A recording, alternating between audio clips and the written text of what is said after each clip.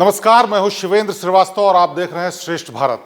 दिल्ली की सियासत को हिला देने वाली खबर जो सामने आ रही है उससे आम आदमी पार्टी की मुश्किलें और बढ़ने वाली हैं। दरअसल जो खबर आ रही है वो गृह मंत्रालय के हवाले से खबर आ रही है और उसमें ईडी ने गृह मंत्रालय को एक रिपोर्ट दी है जिसमें उन्होंने बताया है कि साल 2014 से लेकर साल 2022 तक आम आदमी पार्टी ने विदेशों से तमाम ऐसा चंदा लिया है जिसका खुलासा उन्होंने गलत तरीके से किया। दरअसल आपको बता दें, एफसीआरए कानून के तहत विदेश से चंदा लेना पॉलिटिकल पार्टीज के लिए मना है और अगर वो लेते भी हैं तो उसका पूरा ब्यौरा देना पड़ता है। लेकिन इस जो रिपोर्ट में कहा गया है कि आम आदमी पार्टी ने 2014 से 2022 तक जो चंदा लिया उसमें न सिर्फ नाम छुपाए बल्कि कई चंदे की रकम ऐसी भी है जिसमें एक ही ईमेल आईडी, एक ही नाम, एक ही जगह और एक ही डिटेल दी गई और ये सब गैर कानूनी है। इस रिपोर्ट को देने के बाद तमाम और आरोप भी आम आदमी पार्टी पर लगाए गए और वो क्या आरोप हैं ये भी हम आपको विस्तार से बताएंगे। लेकिन ये आपको हम बता दें कि इसका खुलासा तब हुआ जब पंजाब के इलाके में एक जांच चल रही थी, ईडी कर रही थी, जिसमें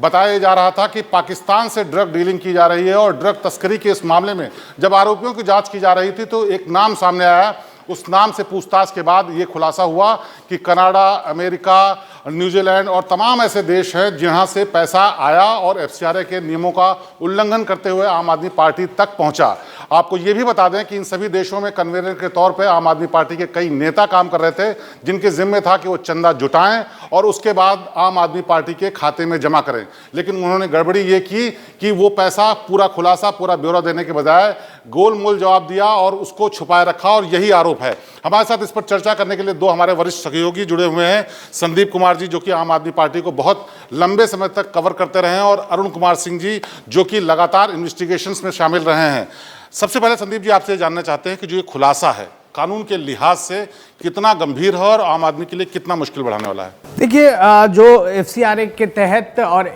पीपुल्स रिप्रेजेंटेटिव एक्ट, ये दो चीज़ें हैं जिसके तहत क्या है कि आप कोई भी पॉलिटिकल पार्टी विदेश से फंडिंग नहीं कर सकती, वो इलीगल है, गैर कानूनी है, नहीं कर सकते। रही बात इस पूरे मामले की, तो जो रिपोर्ट गृह मंत्रालय को दी गई है उसमें ये कहा गया कि एक ड्रग रैकेट का मामला चल रहा था पंजाब में, फाजिल्का में एजेंसियां जांच कर रही थी और उसमें एक एमपी भी थे आम आदमी पार्टी के जो कि बाद में कांग्रेस में आ गए थे। उनसे पूछताछ हुई, वहां से जब सर्चेस किए गए तो उस नेता और उसके लोगों के यहाँ से बहुत सारे डॉक्यूमेंट्स मिले। उस रिपोर्ट में एक जिक्र किया गया कि एक डायरी मिली थी जिसमें 8 पन्ने में कुछ एंट्रीज थी। ये एंट्रीज जो थी वो बहुत इंटरेस्टिंग है। रिपोर्ट के मुताबिक ये कहा गया है कि कुल मिला के 155 लोगों ने 55 पासपोर्ट का उपयोग किया और 404 बार ये पैसे आए हैं।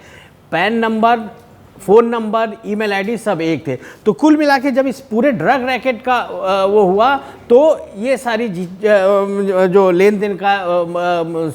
की बातें सामने आई, तब ईडी इसमें घुसी और इसको एक लाइन में, और ये मैं बताना चाहूँगा कि इस पूरी जांच में कहीं ना कहीं आप कह सकते हो कि नशीले जो पदार्थ हैं उनके तस्करी का ये पैसा हो सकता है और उससे जोड़ने की कोशिश कहीं ना कहीं हो रही है, जो कि आम आदमी पार्टी के लिए आने वाले दिनों में और मुश्किल हो सकती है। अरुण जी, आप तमाम ऐसी इन्वेस्टिगेशंस में बहुत करीब से देखा है, आपने उसमें रिपोर्टिंग की है, उसमें कवरेज की है और डिटेल्स समझते हैं।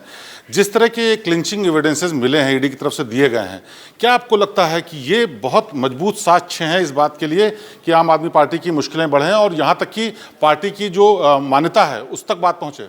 देखिए, बिल्कुल बात सही है।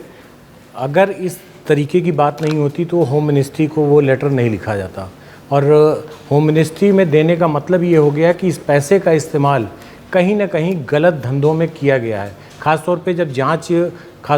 जब ड्रग्स मामले में आई है उसके बाद से इन्होंने जब उसकी पूरी जांच की तो इनको पता चला कि ये पैसा जो है वो कहीं ना कहीं ड्रग्स में इस्तेमाल हुआ होगा और उसके बाद ही उन्होंने होम मिनिस्ट्री को ये लिखा कि इस पूरे मामले की जांच की जानी चाहिए। मामला अगर होम मिनिस्ट्री तक आया है तो जाहिर सी बात है कि मामला बहुत गंभीर है। बिल्कुल, बहुत गंभीर मामला है और जांच की आंच आम आदमी पार्टी तक पहुंचेगी। लेकिन हम आपको बता दें कि आम आदमी पार्टी तक ये बात कैसे पहुंचती है। दरअसल आम आदमी पार्टी के जो रिप्रेजेंटेटिव्स हैं अलग अलग देशों में, भले ही उन्होंने चंदा वहाँ पर तमाम आयोजन करके, तमाम कार्यक्रम करके पार्टी के लिए जुटाया हो, लेकिन वो अंतिम जो लाभार्थी है वो आम आदमी पार्टी है। और अगर आपको हम बताएं कि शराब वाले मामले में जो जांच चल रही है आम आदमी पार्टी के खिलाफ, उसमें इसीलिए उन पर मुश्किल आई है क्योंकि उसमें एंड ऑफ द डे जो लाभार्थी है वो आम आदमी पार्टी है और उसके मुखिया हैं अरविंद केजरीवाल। इसी वजह से जांच में उनका नाम आया और इसी वजह से वो जेल गए। तो अगर ये FCRA के वायलेशन का मामला है, इसमें फंड इस तरह से आया है, तो वो मुश्किल केवल नेताओं की नहीं बढ़ा सकता है बल्कि आम आदमी पार्टी यानी उस एंटिटी की बढ़ा सकता है जो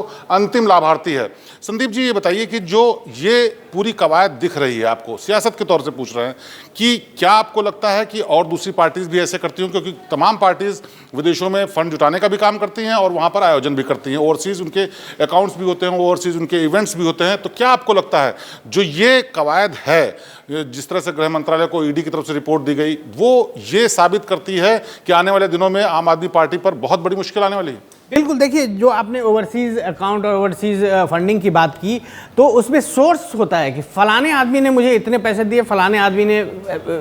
मुझे इतने पैसे दिए। वो सारे इंडियंस हो सकते हैं, लेकिन इस पूरे मामले में जो रिपोर्ट ED ने होम मिनिस्ट्री को दी है, उसमें साफ तौर पे कहा है कि ये जो पैसे आए हैं इसका सोर्स नहीं पता है, उसका नाम डेलिबरेटली छुपाया गया उन लोगों को जिन्होंने पैसे दिए हैं। और तो और एक और इम्पोर्टेंट बात इसमें लिखी हुई है कि आम आदमी पार्टी के जो एक नेता है दुर्गेश पाठक, ये ED ने अपनी रिपोर्ट में लिखा है जो कि इन्होंने होम मिनिस्ट्री को दी है, उसमें कहा है कि ये जो पैसे आए हैं उस पैसे को दुर्गेश पाठक ने अपने पर्सनल अकाउंट में ट्रांसफ़र किया है। तो ये भी एक बहुत बड़ा सीरियस इशू है। तो जिस लिहाज से ये पूरा मामला अभी तक जो ED बता रही है, ये आगे जांच का विषय है कि इसमें क्या वो प्रूफ करते हैं, क्या साबित होता है, सच है क्या है। लेकिन जो प्राइमा फेसाई जो चीज़ें बताई गई हैं वो वाकई बहुत ही संजीदा और गंभीर किस्म की। बिल्कुल, बहुत गंभीर बातें हैं। अरुण जी, ये बताइए कि इसमें जो कहा गया आरोप है, जो बातें हैं रिपोर्ट में, उसमें आम आदमी पार्टी के कई नेताओं का नाम है कि वो इंचार्ज थे अलग अलग कंट्रीज के, उन्होंने पैसे लिए और भले ही वो अकाउंट में जमा किए, जैसे पाठक की बात कर रहे हैं, दुर्गेश पाठक की, उन्होंने अपने व्यक्तिगत अकाउंट में ले लिए, लेकिन बाकी लोगों ने पैसे लेके पार्टी के अकाउंट में दिए। क्या कानून कहता है कि क्या जो ये पैसा रूट करने में, पार्टी तक तो पैसा पहुंचा, लेकिन जो ये नेता हैं, उनका नाम अभी लेना ठीक नहीं क्योंकि इन्वेस्टिगेशन की बात है, लेकिन जो नेता हैं उनके जरिए पैसा पहुंचा, तो वो भी कानून के दायरे में आते हैं, यानी उनकी भी मुश्किल बढ़ सकती है? बिल्कुल, पैसा जहां से आया है और जिनको गया है, अगर जांच हो रही है तो दोनों लोग कानून के दायरे में आते हैं और दोनों लोगों पर जांच होगी। लेकिन सबसे ज़रूरी चीज़ ये है कि क्योंकि पैसा पार्टी फंड में आया है, और अगर अभी आप देखें तो जिस तरीके की सियासत चल रही है, आम आदमी पार्टी के कई सारे विधायकों से लेकर के तमाम बड़े नेताओं तक पे कई सारे आरोप लगे हैं, कई मामले चल रहे हैं, उनकी जांच चल रही है। लेकिन अब जिस तरीके से पार्टी पे लगातार दबाव बनाया जा रहा, और एक तरीके से देखा जाए तो अब उनके ऊपर भी कई सारी धाराएं लगाई गई हैं। अभी शराब घोटाले में भी पार्टी के तौर पे बनाया गया है। इसके अलावा अब इस मामले में भी कि आम आदमी पार्टी पर भी मामला दर्ज कराया गया है। यानी कि जो हम कानून की नज़र से कह रहे हैं उसको शायद भांप चुकी है आम आदमी पार्टी भी, क्योंकि अगर आप देखेंगे तो अरविंद केजरीवाल कई मौके पर ये कहते हुए पाए जाएंगे कि वो पार्टी को निशाना बना रहे हैं, वो हमें ख़त्म कर देना चाहते हैं, हमारे नेताओं को बंद कर देना चाहते हैं। 2 दिन पहले वो ये भी कह रहे थे कि हम सारे नेता वहाँ पहुँच करके बीजेपी के दफ्तर पर कहेंगे हमको सबको गिरफ्तार कर लो। तो ये जो सियासत का माहौल बनाए जाने की कोशिश है, वो भी इसी की एक कड़ी हो सकती है कि उनको आइडिया है कि आगे बहुत मुश्किल आने वाली है। हाँ, ये हो सकता है, और क्योंकि उस मामले की बात नहीं करते जिस मामले की जांच की जाती है। लगातार वो इस बारे में बात करते हैं कि पार्टी को ख़त्म करने की कोशिश की जा रही है, हम लोगों को जेल में डालने की कोशिश की जा रही है, लेकिन जो मामला एजेंसी बनाती है उस मामले पर वो नहीं जाते हैं, उसके तथ्यों पर नहीं जाते, उस पर बात नहीं करते हैं। अगर इस मामले की भी बात की जाए तो जिस तरीके से पैसा रूट किया गया है और अनअकाउंटेड मनी शो की जा रही है, और इसके अलावा मामला होम मिनिस्ट्री तक को भेजा गया है, तो इसका मतलब कहीं ना कहीं कुछ तो ऐसा है जिसकी जांच होनी चाहिए। बिल्कुल, देखिए जिस तरह से मामला गृह मंत्रालय तक पहुंचा है वो साफ इशारा करता है कहीं ना कहीं कुछ दाल में काला है, और इस दाल में काले को शायद आम आदमी पार्टी के नेताओं ने और उनके मुखिया ने भी भांप लिया, इसलिए उसका सियासी फायदा लेने के लिए कई मौके पर कहते हुए आपको पाए जाएंगे कि पार्टी को निशाना बनाया जा रहा है। अब जांच में क्या आगे सामने आएगा, लेकिन कानून के लिहाज से अगर ऐसा साबित हो जाता है कि विदेश से बगैर बताए हुए, बगैर डिटेल्स का खुलासा किए हुए, पूरी जानकारी दिए बगैर अगर पैसा इस तरह से लिया गया है, तो आने वाले दिनों में उनके लिए मुश्किल शर्तियां बढ़ने वाली है। और चुनाव के बाद शायद ये नज़ारा भी देखने को मिले कि आम आदमी पार्टी अपने अस्तित्व के लिए, यानी अपनी पार्टी के नाम के अस्तित्व के लिए लड़ती हुई नजर आए। लेकिन फिलहाल ये सब कुछ ईडी को जो सबूत मिले हैं, कागजात मिले हैं और गृह मंत्रालय को दिए हैं, उनके आधार पर, उनके हवाले से कहा जा रहा है। और इस मामले में जो भी आगे डेवलपमेंट होगा, जो भी जानकारी सामने आएगी, आपके साथ साझा करेंगे। लेकिन फिलहाल ये बहुत बड़ी खबर है जिसने दिल्ली की सियासत को हिलाकर रख दिया और आने वाले चुनाव के 2 फेज में भी इस पर असर आना तय है। फिलहाल देश और दुनिया की बाकी खबरों के लिए आप देखते रहिए श्रेष्ठ भारत। नमस्कार। श्रेष्ठ उत्तराखंड पर खबरों से जुड़े रहने के लिए चैनल को सब्सक्राइब और लाइक करें, बेल आइकन दबाएं और देखते रहें श्रेष्ठ उत्तराखंड।